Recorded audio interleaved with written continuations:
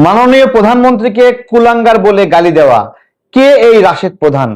দেশনেত্রী বেগম খালেদা জিয়া যদি কবর থেকে উঠে এসে আরেকবার দাঁড়াতে পারে, সাথে সাথে তার কুলাঙ্গার পুত্র বাংলাদেশের মানুষের সাথে বেইমানি করা জনাব তারেক রহমানকেও ছুঁড়ে ফেলবেন। আপনাদের জানতে ইচ্ছা হচ্ছে না? এই রাশেদ প্রধান সেই রাশেদ প্রধান যার বাবা ঢাকা বিশ্ববিদ্যালয়ে 7 খুনের জন্য মৃত্যুদণ্ড প্রাপ্ত হয়েছিলেন 1974 সাল। হাতে জ্বলন্ত সিগারেট এবং বন্দুক নিয়ে একে একে 7 জন শিক্ষার্থীকে হত্যা করে। সেই সময় আওয়ামী লীগের সভাপতি বঙ্গবন্ধু শেখ মুজিবুর রহমান এবং ঢাকা বিশ্ববিদ্যালয়ের ভিসি তারা সবাই নিন্দা জানায় এবং মৃত্যুদণ্ড দেওয়া হয় রাশেদ প্রধানের বাবা শফিউল আলম প্রধানের। কিন্তু বঙ্গবন্ধু সপরিবারে নিহত হওয়ার কারণে এই মৃত্যুদণ্ড আর কার্যকর হয়নি। পরবর্তীতে 1977 সালে মুক্তি পেয়ে রাশেদ প্রধানের বাবা খুনি শফিউল আলম প্রধান জাগপা নামে দলটি গঠন করে এবং শহীদ প্রেসিডেন্ট জিয়াউর রহমানের সময়েও শহীদ প্রেসিডেন্ট জিয়াউর রহমানের বিরুদ্ধে বিভিন্ন ষড়যন্ত্রমূলক কাজ করে। কথিত আছে ভারতের কাছ থেকে টাকা নিয়ে ভারতের বিরুদ্ধে আগ্রাসন বিরোধী প্রোগ্রাম দিত এই রাশেদ প্রধান। আর একটা কাজ ছিল, আর একটা কারণ ছিল এর, তিনি যে একজন খুনি এবং এই খুনিকে সমাজের কেউ গ্রহণ করছিল না। সেই পর্যায়ে তার এই খুনের দায় ঢাকার জন্য বারবার ভারতের বিরুদ্ধে বিভিন্ন প্রোগ্রাম দিচ্ছিল। সেই সেই শফিউল আলম প্রধানের সন্তান হলো রাশেদ প্রধান। 12 দলীয় জোটে তাকে জায়গা দেওয়া হয়েছিল। সে 12 দলীয় জোটে থেকে তিনি 12 দলীয় জোট ভাঙার জন্য একাধিকবার ষড়যন্ত্র করেছেন এবং পরবর্তীতে এই ষড়যন্ত্রের জন্য একবার বের করে দেওয়া হয়। আমরা জানি, আমরা সবাই শুনেছি, আপনারাও জানেন এটা, যে এই 12 দলীয় জোটের সমন্বয়ককে গ্রেপ্তার করেছিল রাশেদ প্রধান এবং গ্রেপ্তার করিয়ে নিজেই সমন্বয়ক বনে গিয়েছিল। পরবর্তীতে যিনি মূল সমন্বয়ক তিনি সেখান থেকে বের হওয়ার পরেও সেই দায়িত্ব ছাড়ছিল না। পরবর্তীতে রাশেদ প্রধানকেই এই 12 দলীয় জোট থেকে বের করে দেওয়া হয় এবং সেই সময় জাগপা 2 ভাগে ভাগ হয়ে যায়। একটা হলো এই শফিউল আলম প্রধানের পরিবারের জাগপা, আর একটা জাগপার অন্যান্য সদস্যদের জাগপা। এবং শফিউল আলম প্রধানের এই জাগপাতে দেখেন অদ্ভুত, তার বোনকে বানিয়েছে সভাপতি আর তিনি হলো সহসভাপতি এবং মুখপাত্র। এই ভাই এবং বোন মিলে একটা সংগঠন যাদের কোনো নেতা কর্মীও নাই। তারা সকাল বিকাল মাননীয় প্রধানমন্ত্রীকে কুলাঙ্গার বলছে জামাতের সঙ্গে। অবশ্য একজন বীর মুক্তিযোদ্ধার সন্তানকে কুলাঙ্গার বলছে একটা খুনির সন্তান, এর ইতিহাস জানতে হবে। আমাদের 1971 সালে যুদ্ধের সময় রাজাকাররা আমাদের মুক্তিযোদ্ধাদেরকে কিন্তু এভাবে কুলাঙ্গার বলতো, জারজ বলতো এবং ভারতের দালাল বলতো। আজকে সেই দল জামাতের সাথে জোটবদ্ধ হয়ে এই শফিউল আলম প্রধান, খুনি শফিউল আলম প্রধানের সন্তান, এই যে তার বোন তাসমিয়া প্রধান সভাপতি আর হলো সহসভাপতি মুখপাত্র হলো জাগপার এই রাশেদ প্রধান, সে মাননীয় প্রধানমন্ত্রী কুলাঙ্গার বলছে। এরা কি রাজনীতি শুরু করছে? এদের কাছে রাজনীতি মানে হলো সাওয়া ছিঁড়ে ফেলো, এদের কাছে রাজনীতি মানে কুলাঙ্গার, ভারতের দালাল। এদের কাছে রাজনীতি মানে হলো একে ওকে দালাল খেতাব দেওয়া। এবং এই যে এদের আরেকটা নারী নেত্রী ছিল, হ্যাঁ, এই যে এই রাশেদ প্রধানদের মতোই নির্লজ্জ এবং চরিত্রহীন, হ্যাঁ, এবং খুনিদের উত্তরসারী সাউদা বিবি, সে তো একই কাজ করেছে। সে কি করেছে? মাননীয় প্রধানমন্ত্রী এবং তার মেয়ে জাইমান রহমানের ছবি লেগে তাদেরকে স্বামী স্ত্রী পরিচয় দিয়ে যে স্বামী স্ত্রী সিনেমা দেখতে গেছে। এই ধরনের নোংরা কার্যক্রম এই রাশেদ প্রধানরা করছে আর আমাদেরকে এটা শুনতে হচ্ছে। এটাই নাকি বাক স্বাধীনতা? এইটাই যদি বাক স্বাধীনতা হয় তাহলে তাহলে তাহলে সকালে একজন যাই বক্তব্য দিবে, এটা ছিঁড়ে ফেলো, ওটা ছিঁড়ে ফেলো, এটা ওরে মারো, এই মারো, ওই মারো, এইরকম। আর যদি সেখানে যদি তাদের জবাব দিতে আওতায় নিয়ে আসেন তাহলে বলবেন যে এটা এই যে গণতন্ত্র হাই হাই চলে গেল, গণতন্ত্র চলে গেল, হ্যাঁ, বাক স্বাধীনতা চলে গেল। কিন্তু বাক স্বাধীনতা মানে হলো পিতা আর কন্যাকে স্বামী স্ত্রী বলা না। বাক স্বাধীনতা মানে একজন বীর মুক্তিযোদ্ধা স্বাধীনতার ঘোষকের সন্তানকে কুলাঙ্গার বলা না। এই বাক স্বাধীনতার ফাঁসি চাই আমরা। এই বাক স্বাধীনতার নাম বাক স্বাধীনতা না। বি কেয়ারফুল রাশেদ প্রধান, ছাগল প্রধান হয়েন না, কুলাঙ্গার প্রধান হয়েন না। The basic black sheep will be, it's our last warning and we will take action from you and those who are giving you instigation, those who instigate yourself and those who give you the payment, and because you are the paid agent.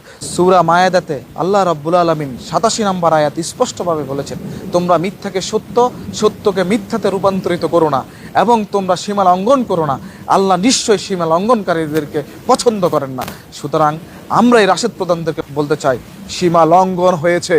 আল্লাহ রাব্বুল আলামিন সীমা লঙ্ঘনকারীদেরকে পছন্দ করেন না। সেই জায়গায় আমরা ওনার বান্দা বাংলাদেশ জাতীয়তাবাদী ছাত্র দল, সেই জায়গাতে ধৈর্যের বাঁধ ভেঙে গেছে। যেই কোনো সময় শুধু আমরা দেশকে অস্থিতিশীল করব না, দেশকে রাজনৈতিক শিষ্টাচার বোধে নিয়ে আসবো বিদায় এখন পর্যন্ত সর্বোচ্চ ধৈর্য ধরে আছি। মিস্টার রাশেদ প্রধান, ছাগল প্রদান হয়েন না, কুলাঙ্গার প্রদান হয়েন না, জারজ প্রদান হয়েন না, এই কথাগুলো আমরা বলতে চাই না। আমরা বলতে চাই আপনাকে সংযত করুন, বক্তব্যে সংযম নিয়ে আসুন। আপনি যে পেইড এজেন্ট, আপনাকে দেশবিরোধী কুচক্রীরা আপনাকে পেইড করে এইরকম উন্মাদনা সৃষ্টি করে এরকম পাগলের মতো বক্তব্য দেওয়াচ্ছে, সেটা কিন্তু আমরা বুঝে গেছি। তাই আপনার মতো পচা শামুকে আমরা বাংলাদেশ জাতীয়তাবাদী দল এবং বাংলাদেশ জাতীয়তাবাদী দলের অঙ্গ সংগঠন, আমরা বাংলাদেশ জাতীয়তাবাদী ছাত্রদল পা দিচ্ছি না। তবে আপনার মতো পচা শামুককে চিরতরে ধূলিসাৎ করে দেওয়ার মতো ক্ষমতা বাংলাদেশ জাতীয়তাবাদী ছাত্রদলের সাহস এবং সক্ষমতা আছে, যেটা ফ্যাসিবাদ বিরোধী আন্দোলনে 17 বছর লড়াই সংগ্রামের মাধ্যমে মৃত্যু পতাকায় দাঁড়িয়ে স্লোগান তুলে পুলিশ সহ রাষ্ট্রযন্ত্র সহ আওয়ামী লীগ, যুবলীগ, স্বেচ্ছাসেবক লীগ সহ সকল অঙ্গ সংগঠনের বিরুদ্ধে কিন্তু লড়াই সংগ্রাম করে আমরা টিকে গেছি।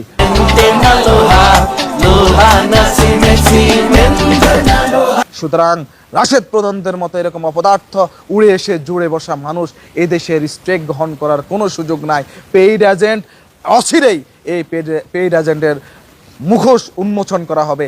তার বাবা ছিল ছাত্র হত্যার অন্যতম আসামি এবং সে বর্তমান সময়ে পেইড এজেন্ট হয়ে বাংলাদেশকে অস্থিতিশীল করার লক্ষ্যে যে বক্তব্য দিচ্ছে, এই বক্তব্য থেকে তাকে বিরত থাকতে হবে। Otherwise Bangladesh Jatiyatabadi Dal will take action and we will not be the tolerate, and we have a lot of endurance capacity. That's why till now we are waiting to be the mark of this situation. So be careful, Rashid Pradhan. We will take action. If you do further any types of speech, you will deliver. You will definitely be punished. The people, those who love BNP, those who love Tariq Rahman, those who love the Jia family in our country. So be careful, Rashid Pradhan. You are so much stupid. Your name is the bastard. All people are saying you are the bastard Pradhan. You are the nasty Pradhan. You are the stupid Pradhan. So there are a lot of definition of your name. So be careful, Rashid Pradhan. We will not be tolerate further if you deliver such types of speech. And you are the basic black sheep will be.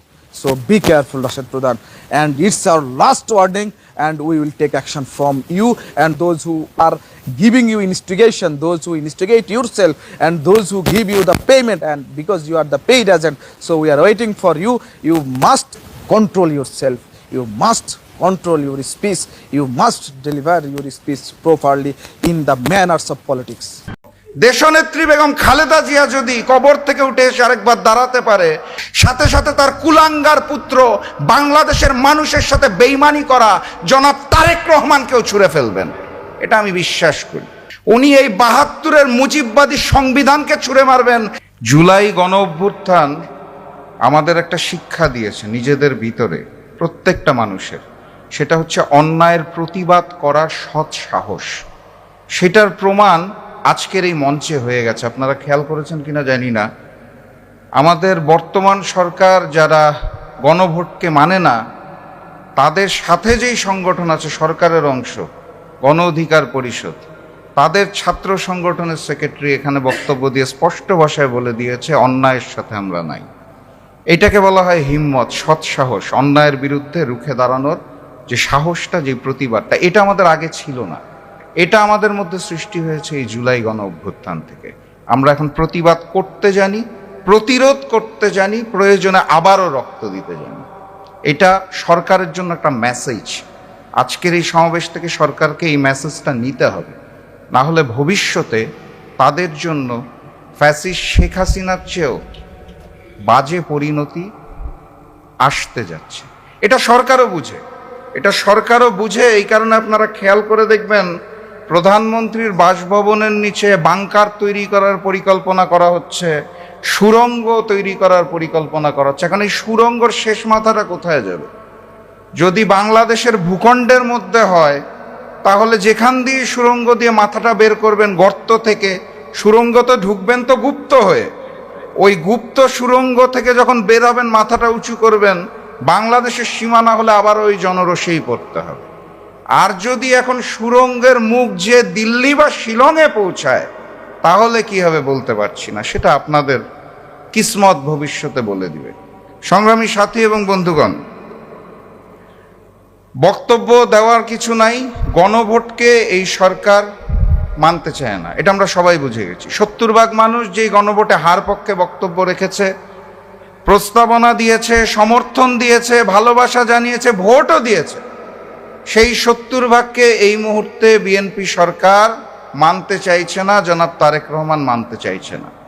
আমি নির্বাচনী প্রচারণার সময় বক্তব্যে বারবার বলতাম London থেকে এক মুফতি এসেছে। এটা নিয়ে সবাই আমাকে প্রশ্ন করতো কেন।